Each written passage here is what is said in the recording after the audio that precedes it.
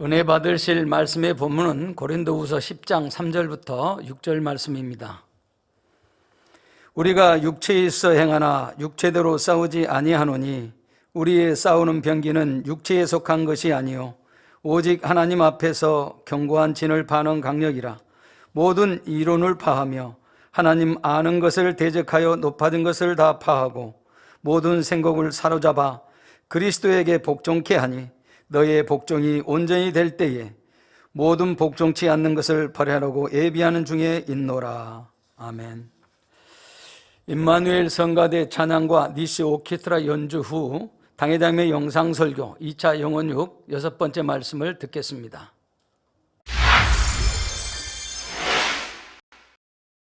사랑하는 성도 여러분, 오늘은 2차 영혼육 6번째 시간으로 지난 시간에 이어 혼에 대해 증거합니다. 우리 사람은 영과 혼과 육으로 구성되어 있습니다. 육, 곧 눈에 보이는 몸은 영혼을 담는 그릇과 같은 것이고 몸 안에 담긴 영과 혼이 그 몸을 주관해 나가는 것이지요. 영혼육 교육에서는 사람의 영혼육에 대해 배움으로 먼저는 자기 자신에 대해 알고 현재 자신이 영의 사람으로 변화되어 가기 위해 필요한 지식과 능력을 얻게 됩니다.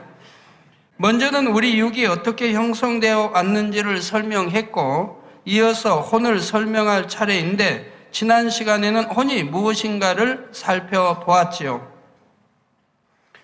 혼이라는 것은 사람의 두뇌에 있는 기억장치와 그 안에 저장된 기억 내용들, 그리고 이 내용들을 재생해서 활용하는 생각이 모두 포함된 것이라 했습니다.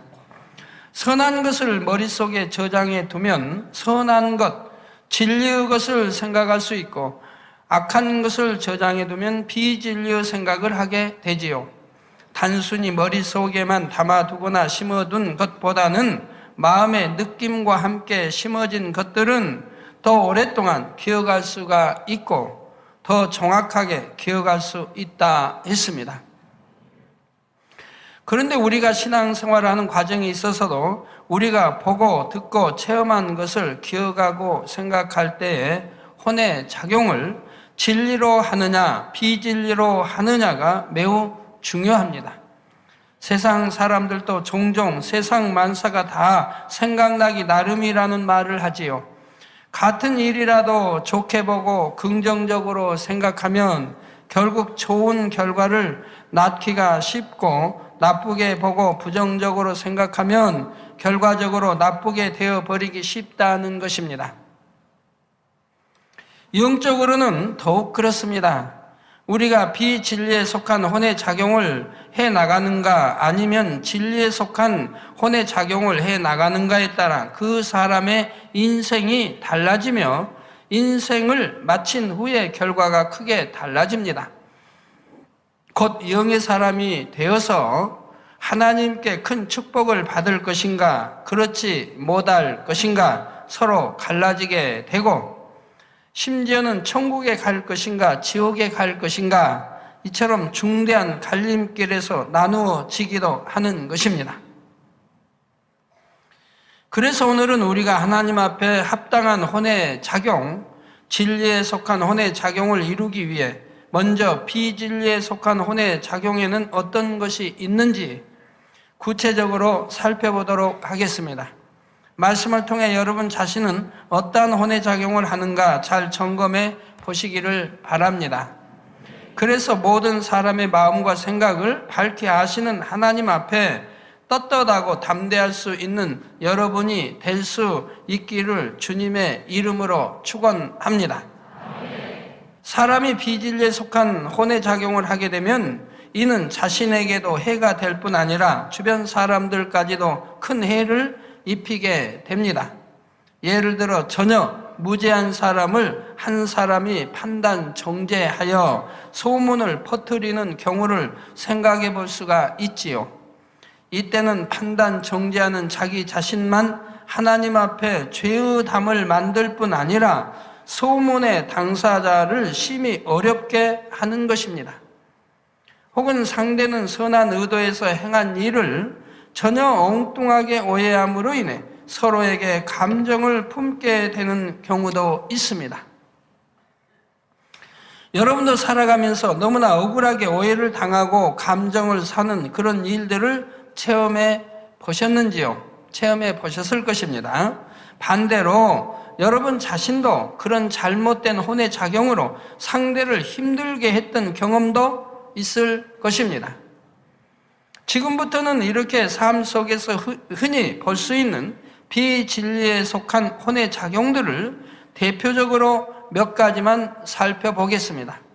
첫째로, 서로에게 있어서 다른 부분들을 이해하지 못하고 품지 못하는 경우가 있습니다.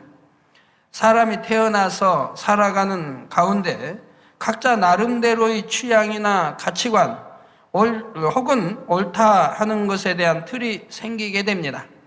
단순히 옷을 입는 것 하나만 보아도 어떤 사람은 화려하고 특이한 디자인을 좋아하고 어떤 사람은 단순하고 깔끔한 디자인을 좋아합니다. 같은 영화를 보아도 어떤 사람은 재미있다고 하는데 어떤 사람은 너무 지루하고 졸린다고 합니다. 똑같은 사람을 보고 한 사람은 시원시원하고 화통하게 보여서 좋다 하는데 다른 사람은 경솔하고 성급하게 보인다고 생각하지요. 이렇게 사람이 각각이다 보니 기질이 비슷한 사람끼리는 좋아하고 쉽게 친해지지만 그렇지 못한 사람에 대해서는 마음에 안 든다거나 뭔가 좀 이상한 사람이다 하고 불편한 느낌을 갖는 것입니다. 예를 들어 김 집사님은 적극적이고 개방적인 성격이라서 무슨 일을 하려면 화끈하게 해야 하고 마음에 들지 않는 일이 있으면 무엇이 마음에 들지 않는다고 상대에게 솔직하게 말해야 속이 시원합니다. 그런데 같은 성교의 이 집사님이라는 분은 좋든 싫든 상대에게 감정을 잘 표현하지도 않고 어떤 일을 하려고 해도 꼼꼼하게 앞뒤를 살펴서 결정하기 때문에 정하기까지 시간이 오래 걸리는 편입니다. 그런데 김 집사님이 보기에는 이 집사님이 너무 답답하고 이해되지 않습니다. 그러니 마음에 불만을 품게 되고 왜 일을 그런 식으로 답답하게 할까 하면서 힘들어하는 것입니다. 여러분들 하나님 일을 하면서도 그렇고 가정에서도 사회에서 직장에서도 마찬가지입니다. 이런 생각들을 하시는 분들 한번 깨우쳐 보시기 바라요. 한편 이 집사님 편에서도 직설적으로 표현하는 김 집사님을 대하기가 어려워지고 점점 더 피하고 싶은 사람으로 여기게 되지요. 이렇게 서로 이해하지 못하고 품지 못하는 것, 이것도 비진리에 속한 혼의 작용에서 나와집니다. 내가 보기에 좋은 것만을 좋게 여기고 내가 옳다고 여기는 것만을 옳게 여김으로 나와 다른 상대에 대해서는 이해하지 못하며 마음속에 품어주기 어려운 것입니다. 그러니 어찌해야 되겠습니까? 우리가 영으로 들어가면 마음이 커집니다. 그릇이 커집니다. 내 마음에 그릇을 키워서 사람을 본다고 하면 이런 사람 저런 사람 모든 걸 이해하고 품을 수가 있죠. 이런 사람은 이런 면에서 저런 사람은 저런 면에서 또 이런 것도 있고 저런 것도 있고 다 이해해가지고 내 마음에 품을 수가 있습니다. 그런 그릇이 큰 그릇이라고 하죠. 두 번째로 비진리에 속한 혼적인 작용 속에서 판단이 나옵니다. 어떤 사람이나 사물에 대해서 자기 나름대로의 틀이나 느낌 등으로 단정 지어버리는 것입니다. 이런 일들은 서로 다른 문화를 가진 사람들 속에서 쉽게 찾아볼 수가 있지요. 어떤 나라 사람들은 식탁에서 코를 풀면 무례하고 교양 없는 행동으로 생각하지만 어떤 나라 사람들은 식탁에서 코를 푸는 것을 전혀 무례하게 생각하지 않는 나라도 있습니다. 제가 전에 유럽 갔다가 그런 말을 유럽에 그래도 괜찮은 나라 듣고 야 우리나라는 너무 참 틀리다 생각했는데요. 또 어떤 나라에서는 식사에 초대받았을 때 큰 접시에서 자신이 더러운 음식을 남기면 너무나 무례한 행동입니다. 당신네 음식은 너무 맛이 없어서 도무지 다 먹을 수가 없다는 의미가 되지요. 그런데 어떤 나라에서는 그릇을 깨끗이 비우면 체면도 없고 교양도 없는 행동이기 때문에 반드시 약간은 남겨 놓아야 한다고 합니다. 또 다른 예로 인도 사람이 손으로 음식을 집어 먹는 것을 본 외국 사람이 손으로 집어 먹는 것은 비위생적이라고 말했습니다. 그러자 이 인도 사람은 말하기를 적어도 내 손은 내가 깨끗하게 씻어서 먹지만 오히려 식당에서 나오는 포크나 나이프는 얼마나 깨끗한 것인지 알 수 없으니 손이 더 위생적이라고 주장했다는 것입니다. 더군다나 이 포크나 뭐 나이프보다 이 포크 같은 거는 또 여러 사람의 뭐 손입을 또 거칠 수 있지요. 똑같은 상황에 대해서도 자신이 어떻게 배웠는가에 따라 전혀 느낌이 다르고 생각이 달라지더라는 것이지요. 지역과 문화에 따라서만이 아니라 시대에 따라서도 기준은 크게 차이가 납니다. 예를 들어 제 학창 시절에는 학생이 학교에서 가요를 부르면 징계를 받을 정도로 아주 불량한 학생으로 여겨졌습니다. 아예 가요라는 건 부를 수가 없지요. 그래서 초등학교도 또 중학교, 고등학교도 마찬가지입니다.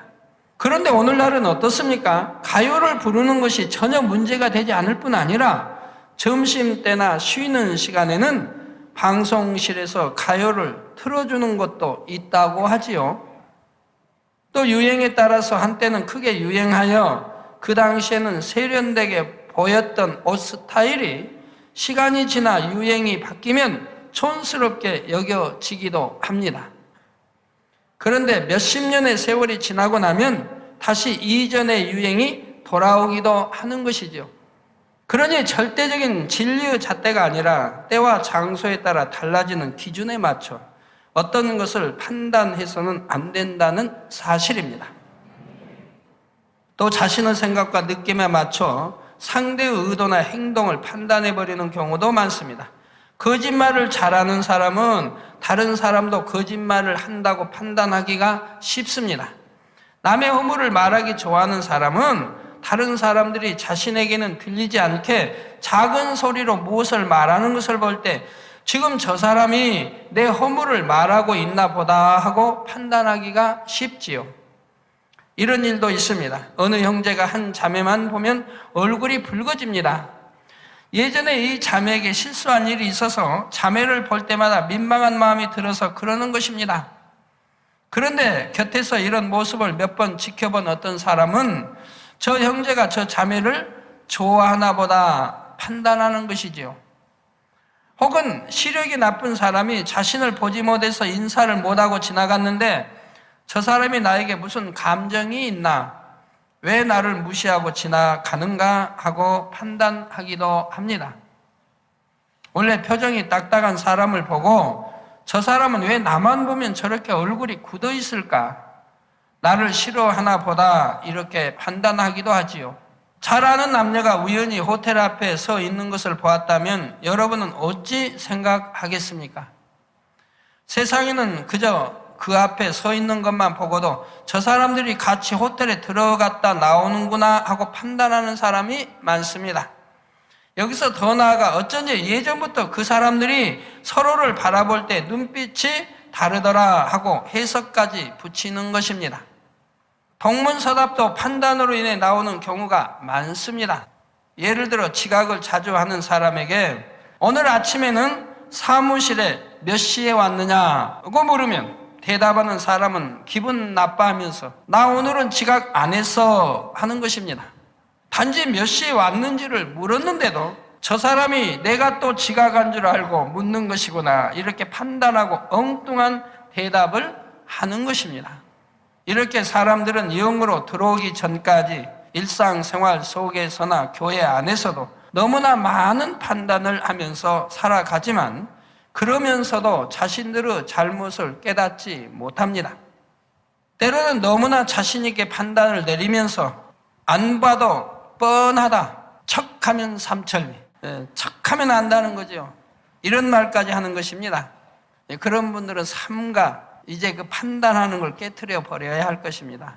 그 판단이 옳을 때도 있지만 옳지 않을 때도 있으니 문제가 되지요. 또 판단 자체가 악이며 하나님 말씀에는 하지 말라고 했으니까 하지 않아야 되는 것입니다. 그러나 사람의 지식에는 한계가 있습니다. 스스로 친히 보고 들은 것이라 해도 그 속사정까지는 알 수 없는 경우가 많은데, 보지 않고 듣지 않은 일을 나름대로 추측하며 사람의 마음을 판단한다면 이는 너무나 잘못된 일이지요. 고린도전서 4장 5절에 그러므로 때가 이르기 전 곧 주께서 오시기까지 아무것도 판단치 말라. 그가 어두움에 감추인 것들을 드러내고 마음의 뜻을 나타내시리니 그때 각 사람에게 하나님께로부터 칭찬이 있으리라 하셨습니다. 오직 중심을 보시는 하나님만이 모든 것을 아시고 판단하실 수 있다는 사실을 명심하셔야 할 것입니다. 세 번째로 비진리에 속한 혼의 작용에는 정죄가 있습니다. 자신의 생각에 맞춰서 상대를 판단해 버릴 뿐 아니라 더 나아가서 정죄까지 내리는 것입니다. 이게 판단하게 되면 정죄가 또 정죄라고 하는 또 더 큰 죄를 낳게 된다 이 말입니다. 예를 들어 자매를 보고 얼굴이 붉어지는 형제에 대해 저 형제가 저 자매를 좋아하는구나 하고 판단하는 정도를 넘어서 저 형제가 마음에 간음이 많구나 하고 아예 정죄를 해버립니다. 눈이 나빠서 알아보지 못하고 지나가는 사람에 대해 눈이 마주치고도 왜 인사하지 않을까 하고 판단만 하고 끝나는 것이 아니라 저 사람은 너무 교만해서 아나무인이다 하고 정죄를 내려버리는 사람도 있지요. 그러나 야고보서 4장 11절 12절에는 형제들아 피차에 비방하지 말라. 형제를 비방하는 자나 형제를 판단하는 자는 곧 율법을 비방하고 율법을 판단하는 것이라. 내가 만일 율법을 판단하면 율법의 준행자가 아니요 재판자로다. 입법자와 재판자는 오직 하나이시니 능히 구원하기도 하시며 멸하기도 하시느니라. 너는 누구간데 이웃을 판단하느냐 했습니다. 자, 상대를 판단하고 정죄 내릴 때 이미 그 사람은 하나님인 것처럼 교만해진 것이고 그로 인해 하나님 앞에서 자기 스스로가 정죄받게 되는 것입니다. 더구나 영적인 일에 있어서 판단 정죄를 할 때는 문제가 더욱 심각해집니다. 고린도전서 2장 14절에 육에 속한 사람은 하나님의 성령의 일을 받지 아니하나니 저희에게는 미련하게 보이며 또 깨닫지도 못하나니 이런 일은 영적으로야 분변함이니라 했지요. 세상 사람들은 영적인 일들을 들어도 자신의 지식과 틀 속에서 이해하지 못함으로 판단 정죄가 나옵니다. 예를 들어 병원에서도 고침받지 못하던 내 병을 하나님께 나와서 기도받고 치료받았습니다 하고 열심히 간증하며 전도를 하면 하나님의 능력을 알지 못하는 사람은 자기 생각 속에서 판단하는 경우가 있습니다. 에이 설마 기도만 받고 어떻게 병이 치료되나? 약도 먹으면서 기도를 받았겠지 하거나 기분상 나아졌다고 착각하는 것이겠지 하고 판단하는 것입니다.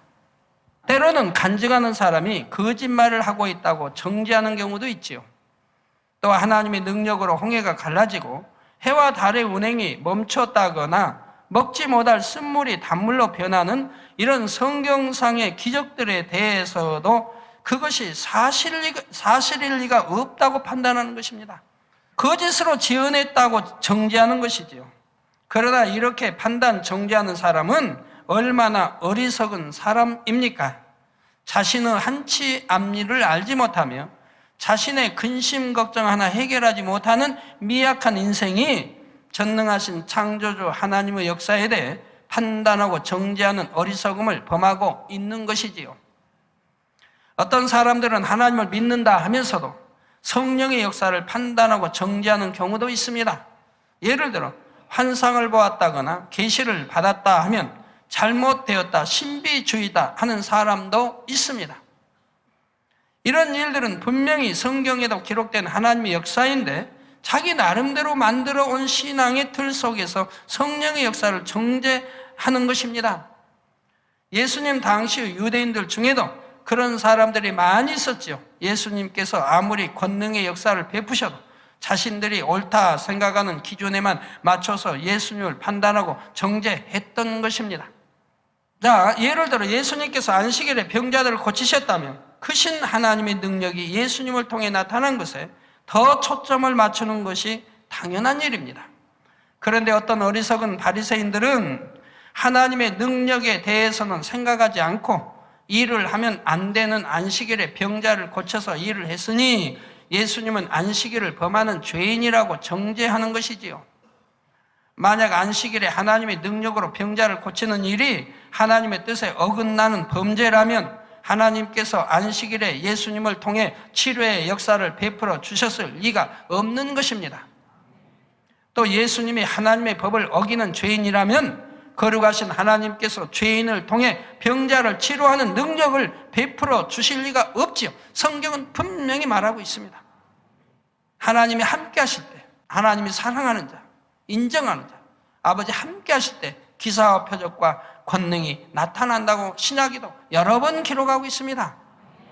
그러나 이 바리새인들은 자기 생각의 틀 속에 갇혀서 참된 것을 분별할 수 없으므로 하나님의 아들 예수님을 판단 정죄하고 있는 것입니다. 어떤 사람들은 자신의 기준에 맞춰 하나님까지도 감히 판단 정죄합니다.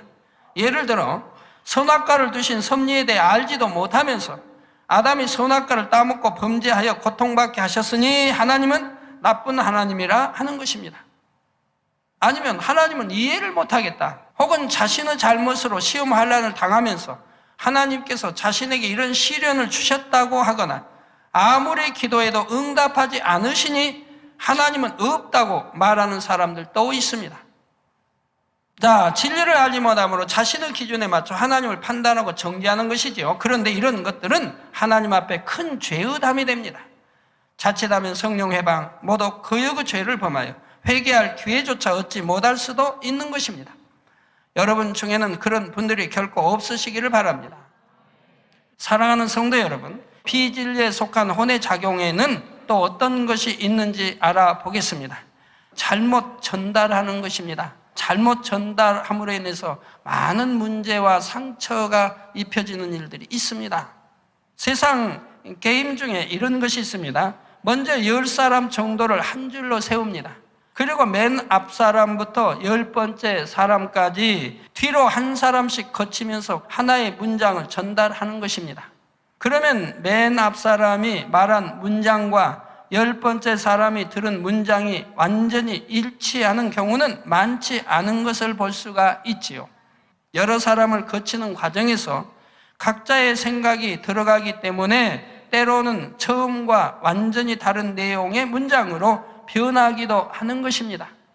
그런데 이렇게 말을 잘못 전하는 것은 실생활에도 참으로 많이 있는 일입니다. 물론 전혀 시끄러워 소리가 잘 안 들기 때문에 원래 내용과 다르게 듣고 전달하는 경우도 있고요. 그러나 문제는 원래 내용을 잘 들었는데도 그 들은 내용을 나름대로 바꾸어버리는 데 있습니다.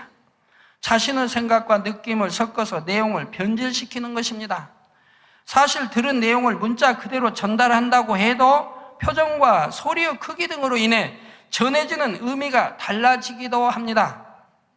예를 들어 똑같이 야 하고 상대를 불렀다 해도 작고 친근한 목소리로 야 하는 것과 거칠고 성난 목소리로 야 하는 것은 전혀 다르지요. 하물며 상대의 말이나 표현을 그대로 옮기지 못하고 자신의 표현으로 바꾸어서 전한다면 더 쉽게 원래의 의미와 달라져 버리는 것입니다. 이 말이 똑같은 말이 두세 사람 고쳐가 봐요. 전혀 다른 것으로 바뀌어지지 않겠습니까? 성경에도 이런 일이 기록되어 있습니다. 요한복음 21장에 보면 부활하신 예수님께서 베드로가 앞으로 순교할 것을 알려주십니다. 그러자 베드로가 근처에 있는 요한을 보고 궁금하게 여겨서 예수님께 질문을 했죠. 주여, 이 사람은 어떻게 되겠삼나이까? 그러자 예수님께서는 내가 올 때까지 그를 머물게 하고자 할지라도 내게, 즉 베드로, 내게 무슨 상관이냐? 너는 나를 따르라 하셨습니다. 곧 주님께서 재림하실 때까지 요한이 죽지 않는다 해도 베드로가 상관할 일이 아니라는 말씀입니다. 그런데 요한복음 21장 23절에 보면 이 말씀이 형제들에게 나가서 그 제자는 곧 요한은 죽지 아니하겠다 하였으나 예수의 말씀은 그가 죽지 않겠다 하신 것이 아니라 내가 올 때까지 그를 머물게 하고자 할지라도 내게 무슨 상관이나 하신 것이러라 했습니다. 그가 죽지 않는다 예수님 말씀하지 않은 겁니다.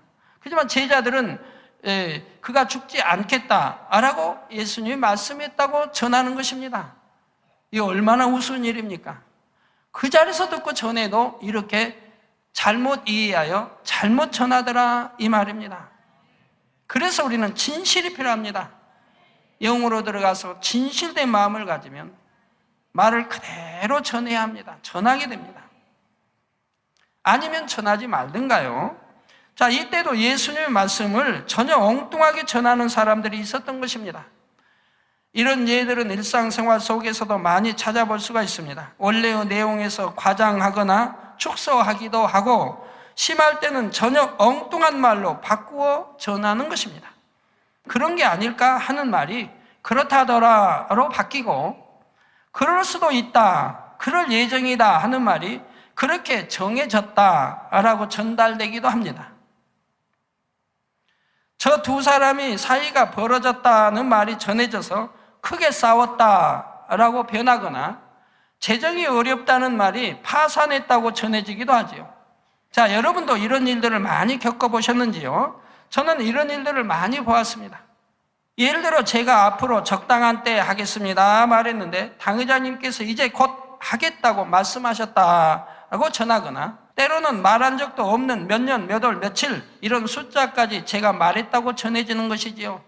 자, 마지막 때가 심히 가깝습니다. 영적으로 깨어있는 사람들은 누구나 느낄 수 있습니다. 이렇게 말하면 이 말을 들은 사람 중에서는 당의자님은 주님께서 몇 날 몇 시에 오시는지 알고 있다고 하셨다 전달하는 사람도 있습니다. 또 어느 분이 매운탕을 주셔서 먹었습니다 이렇게 한번 말하고 나면 당의자님께서 매운탕을 좋아하신다더라고 말이 전해지기도 합니다. 과일 중에서는 단맛 나는 과일을 좋아한다고 말하면 당회장님은 단 것을 좋아하신다고 전달되어서 이 말을 들은 분들이 저에게 사탕이나 초콜릿을 선물하신 경우도 많이 있습니다. 자, 이런 경우도 있습니다. 어떤 일을 추진하고 있는 분이 저에게 와서 일을 이러이러하게 진행하려고 합니다. 보고를 합니다. 그래서 저는 예 하고 대답을 했죠. 그분이 그렇게 하시겠다고 하니까 제 편에서는 그러시군요 하는 의미였습니다. 그런데 이 말을 듣고 돌아가서는 당회장님께서 그렇게 하라고 지시하셨다, 당회장님의 뜻이다 하고 전하는 사람도 있는 것입니다. 혹은 지나가다가 뭔가가 전과 바뀐 것을 보고 왜 저렇게 바뀌었어요? 하고 물어보면 당회장님께서 원래대로 해 놓으라고 하셨다고 전달하는 사람도 있습니다. 그래서 바뀌어버리면 다음에 보면 또 바뀌어버렸습니다. 그래서 왜 저렇게 전에 또 이렇게 바뀌었다, 또 이렇게 바뀌었느냐고 하면 당회장님께서 지시해서 바꿔놨다는 겁니다. 저는 단지 왜 바꿨는지 이유를 알고 싶었던 것뿐인데 말입니다. 사랑하는 성도 여러분, 세상 사람들을 보면 말을 정확하게 전달하는 사람보다는 그렇지 못한 사람이 훨씬 더 많습니다. 대다수라 할 수 있을 정도이지요. 또 말을 잘못 전했다 해도 그냥 웃고 넘어갈 수 있는 사소한 일인 경우도 많습니다. 그런데 왜 이런 것을 설교 시간에 설명하고 있을까요? 단순히 말을 잘못 전하는 것 자체가 문제가 아니라 그 순간 마음에 있는 어떤 비진리와 연관되어서 잘못된 혼의 작용이 이루어지기 때문입니다. 사람의 마음에 진실을 이루면 자기 생각에 의해 사실을 왜곡하지 않습니다. 자기 유익을 구하는 마음, 대충대충 넘어가려는 마음, 조급하게 판단하는 마음이나 남의 말하기 좋아하는 마음, 이런 것들이 없는 마음일수록 잘못 전달하는 것이 그만큼 줄어들지요. 자신의 생각과 느낌으로 바꿔서 전하는 것이 아니라 말의 의미나 실제 상황을 정확하게 그대로 전달하게 되는 것입니다. 그렇기 때문에 말을 잘못 전달하는 일이 나에게는 얼마나 있는가 돌아보는 것이 결국 나는 얼마나 비진리에 속한 혼의 작용을 하고 있는가를 깨달을 수 있는 하나의 척도가 된다는 사실이지요. 사랑하는 성도 여러분, 비진리에 속한 혼의 작용 중 마지막으로 설명할 것은 감정입니다. 서운해하고 섭섭해하거나 자존심 상하거나 낙심하고 시기하며 분내는 것 등 육적인 감정이 있기 때문에 그로 인해 비진리에 속한 혼의 작용이 나옵니다. 예를 들어 똑같은 말을 해도 그 말을 듣는 사람의 감정에 따라 반응이 달라집니다. 윗사람이 부하 직원들의 실수를 지적하면서 일을 잘 좀 할 수 없어요? 하고 한마디 했습니다. 그러면 어떤 사람은 그 지적을 온유하게 받아서 예, 더 잘하도록 노력하겠습니다 하고 웃으며 넘어갑니다. 그런데 평소에 상사에게 좀 불만이 있었던 사람은 그 말에 즉시 감정이 생기고 싫은 생각이 떠오릅니다. 말을 꼭 그렇게 기분 나쁘게 해야 하나 하거나 아니면 자기는 얼마나 잘하길래 상사답게 행동을 하지도 못하면서 하고 비진리의 생각이 나오게 되는 것입니다. 또 자신이 열심히 해놓은 일에 대해 이 부분은 이렇게 고치면 더 좋을 것 같다고 권면을 받았다고 합시다. 그러면 어떤 사람은 단순하게 받아들입니다. 그것도 좋은 의견이네요. 알려주셔서 감사합니다 하고 의견을 참조하지요. 남의 의견을 받아들일 줄 아는, 참조할 수 아는 사람은 그릇이 큰 그릇이 될 수가 있는 겁니다. 그런데 어떤 사람은 이럴 때 서운해하거나 자존심이 상해버리는 사람도 있습니다. 그러니 이런 감정으로 인해 내가 이걸 이루기 위해 얼마나 수고했는데 저렇게 쉽게 말을 하는가 생각하기도 하고 불평하는 말을 하기도 합니다. 잘난 척하고 있다고 생각하거나 그렇게 잘 알면 직접 하지 생각하지요. 사랑하는 성도 여러분, 우리가 살아가면서 접하게 되는 상황에서 어떠한 감정을 품고 어떤 생각을 하는지는 결국 자신의 마음먹기에 달려 있습니다. 악한 감정을 가지면 생각도 악해지고 행동도 악해지는데 그렇게 되면 자신에게도 유익될 것이 하나도 없지요.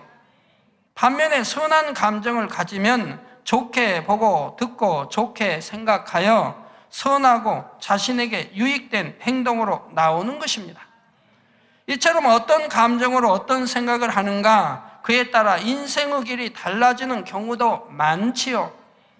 또 뭘 결정하는 데 있어서 잘못 결정되어지는 일도 많이 있는 것입니다. 감정이 포함되어 잘못 결정되고 잘못된 길로 가는 일도 많이 있습니다. 옳은 길로 판단에 가지를 못하지요. 성경에 보면 단적인 예가 잘 나옵니다. 예수님께는 많은 제자들이 있었지만 그 중에는 예수님께서 그 중심을 기뻐하심으로 특별히 사랑하신 제자들도 있었고 결국 예수님을 배반하고 팔 것을 아셨지만 그럼에도 공의 가운데 제자로 택하시고 끝까지 사랑으로 이끄셨던 가룟 유다도 있었습니다. 예수님께서는 중심이 좋은 제자라 해서 칭찬만 하신 것도 아니고 부족한 제자라 해서 책망만 하신 것도 아니었습니다. 오히려 수제자인 베드로만큼 호되게 책망을 들은 제자도 드물지요. 베드로가 예수님의 말씀에 순종하여 물 위를 걸었지만 순간적으로 생각을 동원하여 물에 빠진 일이 있었습니다. 이때도 예수님은 너는 그래도 나를 따라 물 위를 걸었으니 믿음이 크다. 즉 제자 중에 오직 그래도 믿음 내보인 분은 베드로 아닙니까? 그래서 물 위를 걸었으니 믿음이 크다 하신 것이 아니라 물에 빠진 것을 인해 믿음이 적은 자라 책망하셨지요. 또 예수님께서 십자가를 지실 때가 되어 앞으로 되어질 일을 알려주시자 베드로는 사랑하는 스승의 고난을 원치 않았기에 주여 그리 마옵소서 하고 간구합니다. 즉 스승인 주님을 너무 사랑하는 마음에서 지금 했다 이 말입니다. 이때 예수님은 나를 생각해 주는 내 마음은 고맙지만 나는 가야 한다. 그래도 베드로야 가야 한다 하고 달래주신 것이 아니라 사단아 내 뒤로 물러가라. 너는 나를 넘어지게 하는 자로다. 내가 하나님의 일을 생각지 아니하고 도리어 사람의 일을 생각하는도다. 꾸짖으시지요. 예수님께서 십자가에 달려 고난을 받으셔야만 죄인들이 구원받을 길이 열릴 수 있기 때문에 이를 막는다는 것은 하나님의 섭리를 막는 것이 되기 때문입니다. 그러나 베드로가 이렇게 여러 가지 책망들을 들었다 해서 예수님께 서운해하거나 어떤 감정을 품은 것이 아닙니다. 감정을 품었다면 나는 예수님을 사랑해서 그런 것인데 아무리 그래도 민망스럽게 사람들 앞에서 호되게 책망하시는가 서운해할 수도 있습니다. 그러나 베드로는 예수님께서 어떤 말씀을 하시는 데에는 항상 그럴 만한 이유가 있음을 믿었습니다. 그러므로 마음 상하고 원망하는 생각을 하는 것이 아니라 예수님께서 왜 저렇게 말씀하실까를 깨달아서 자신을 변화시키려고 노력했지요. 한 점 감정 없이 동일하게 예수님을 섬겼고 변함없이 존경과 사랑으로 붙쫓았습니다. 이렇게 영으로 생각해 나간 베드로는 결국 예수님의 수제자답게 권능을 행하는 큰 사도가 되었죠. 그러한 제자이기 때문에 우리 주님도 마음 놓고 베드로를 꾸짖으실 수가 있었고요. 그러니까 그 말씀을 받은 베드로는 더 빨리 신속하게 변화될 수가 있었지 않겠습니까? 자, 반면에 가룟 유다는 어떠합니까? 마태복음 26장에 보면 베다니 마리아가 예수님께 향유를 부어 드리는 장면이 나오는데 이때 가룟 유다는 마리아를 비난하고 있습니다. 이것을 많은 값에 팔아 가난한 자들에게 줄 수 있었겠도다 하는 것입니다. 그러나 가룟 유다는 가난한 자들을 생각한 것이 아니라 돈에 욕심이 났던 것뿐입니다. 이게 가룟 유다의 말을 옆에 듣는 사람들이 보면 가룟 유다는 참 좋은 사람이다. 육으로 들을 때는, 육으로 생각할 때는 그렇게 말할 수 있지 않겠습니까? 야, 가룟 유다는 참 좋은 제자다. 그러나 영으로 볼 때는 그가 악한 자인 것을 알 수가 있습니다. 이 말 속에 악함이 들어있는 걸 알 수가 있다 이 말입니다. 진실치 못함을 알 수가 있다 이 말입니다. 자, 유다는 돈깨를 맡은 자로서 평소에도 예수님을 속이고 돈을 도적질해 왔기 때문에 비싼 향유를 예수님께 부어 없애는 것이 심히 아까웠던 것입니다. 그런데 예수님께서는 이때 유다의 편을 들어주신 것이 아니라 마리아가 하는 일이 영적인 섭리 가운데 예수님의 장사를 예비하는 일임을 알려주시며 마리아의 행동을 칭찬하셨지요. 이러한 사건이 기록된 바로 다음에 이어지는 마태복음 26장 14절에 보면 가룟 유다가 대제사장들에게 가서 예수님을 그들에게 넘겨줄 것을 약속하고 은 30을 받는 장면이 나오고 있습니다. 예수님께서는 가룟 유다에게 내가 틀렸다, 왜 영적으로 생각하지 못하느냐, 책망하신 것도 아니고 많은 사람들 앞에서나 개인적으로나 너는 왜 나를 속이고 도적질하느냐 책망하신 것도 아닙니다. 그런데도 유다는 자신의 말을 인정해 주시지 않는 예수님에 대해 불만을 갖게 되고 감정을 품게 되었는데 이런 감정들이 쌓이다 보니 사단이 주는 생각을 받아들여 예수님을 배신할 계획을 짜게 되었습니다. 결국 예수님을 팔게 되는 엄청난 죄를 지었던 것입니다.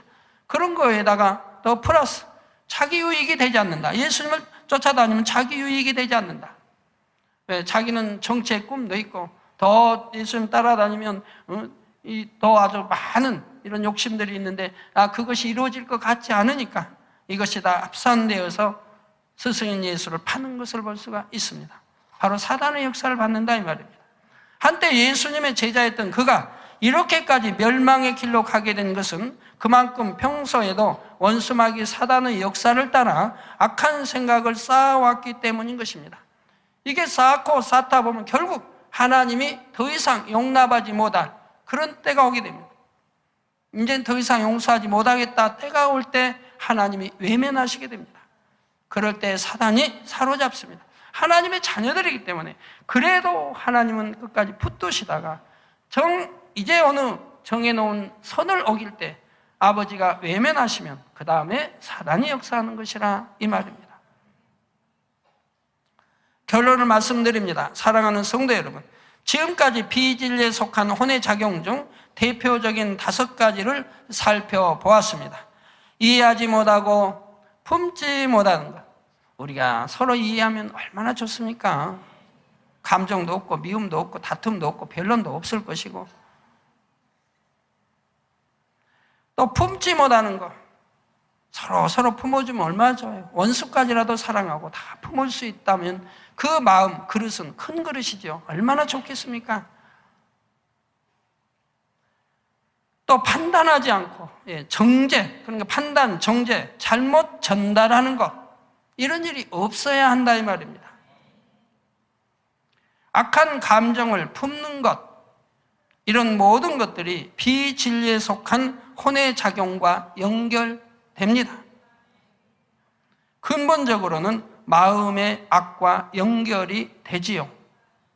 그런데 로마서 8장 6절에 보면 육신의 생각은 사망이요 영의 생각은 생명과 평안이니라 했습니다.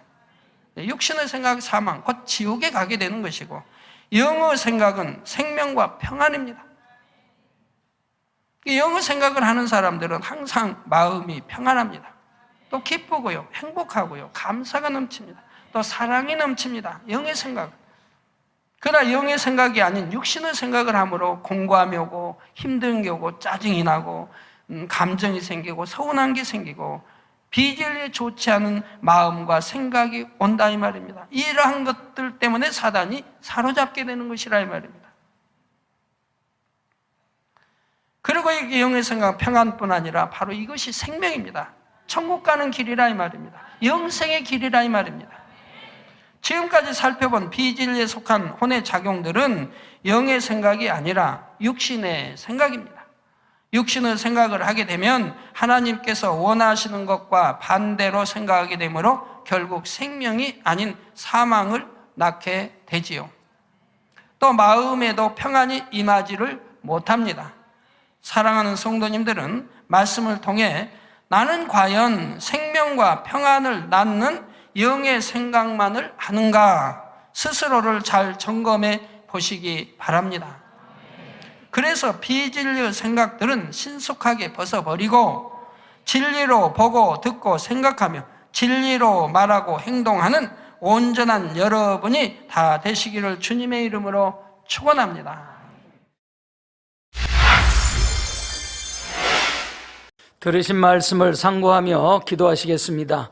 살아계신 아버지, 오늘은 영혼육 2차 아버지 6번째 말씀을 들었습니다. 비진리의 혼외작용에 대한 아버지 5가지 말씀을 들었습니다. 아버지, 우리가 듣고 이해하지 못함으로 아버지 판단하고 정죄하는 분야, 아버지 잘못 전달하는 경우나 감정이 있어서 악을 바라는 경우에 대해서 말씀을 들었습니다.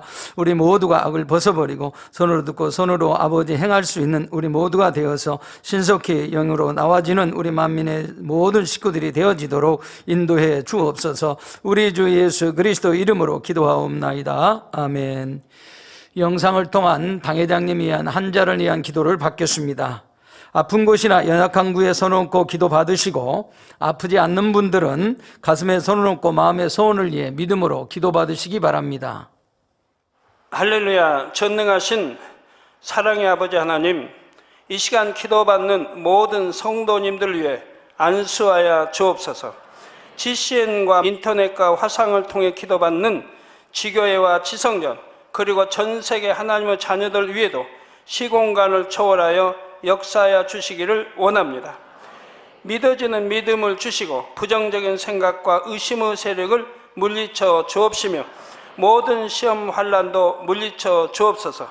머리부터 발끝까지 오장육부 뼈 마디마디 온몸의 신경 조직 세포 등 아픈 곳마다 성령의 불로 태우시고 근본의 빛으로 역사하여 주옵소서. 예수 그리스도의 이름으로 명하노니 원수마귀 사단 모든 질병 균 연약함아 물러가라. 빛이여 임하라. 모든 불치 난치병도 성령의 불로 태워 깨끗게 하여 주옵소서. 말라리아를 비롯한 모든 풍토병도 물리쳐 주옵소서. 감기, 기침, 열, 몸살, 독감 등 각종 유행성 질병도 다 물러가라. 어떠한 유행성 질병 균도 틈타지 않게 지켜 주옵소서.